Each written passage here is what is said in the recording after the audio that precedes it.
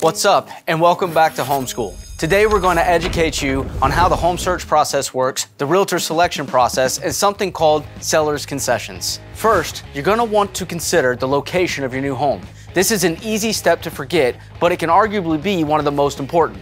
When you're thinking about location, you'll want to consider things like how close is it to the schools that you'd like to be a part of, or just general things that you like to do. Another thing that you want to think about is what are your non-negotiables.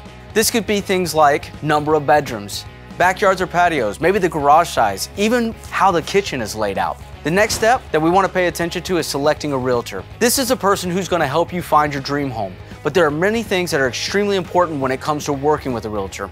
The first thing is experience. A realtor that has a good knowledge of a local market is something that you need to be paying attention to. They're going to help guide you, and they're going to help fill you in with the information that you want to know about different neighborhoods. Another thing that you'll want to check is their credentials.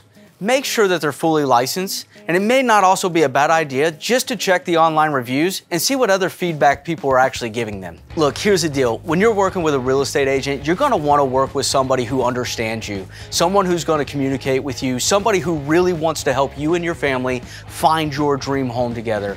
This is arguably one of the biggest purchases that you're going to make in your life, and it is paramount that you and your realtor are on the same page and communicating well. All right, so we've talked a little bit about preparing for your home search. We've talked about selecting a realtor and making sure that they're looking out for your best interests. Now I want to talk to you about something specific to VA, and this is something called Seller's Concessions. So Seller's Concessions and credits can be used to cover expenses and different kinds of fees. These could be things like title insurance, property taxes, mortgage points to buy down interest rates, and of course, even paying for that VA funding fee. Whether or not you should ask for seller's concessions or credits depends on the situations and the market conditions you're facing. For example, in a seller's market where the seller might have a house with a lot of potential buyers and buyer demand is extremely high, a seller is likely not going to agree to lower their sales price or even offer any seller's concessions or credits.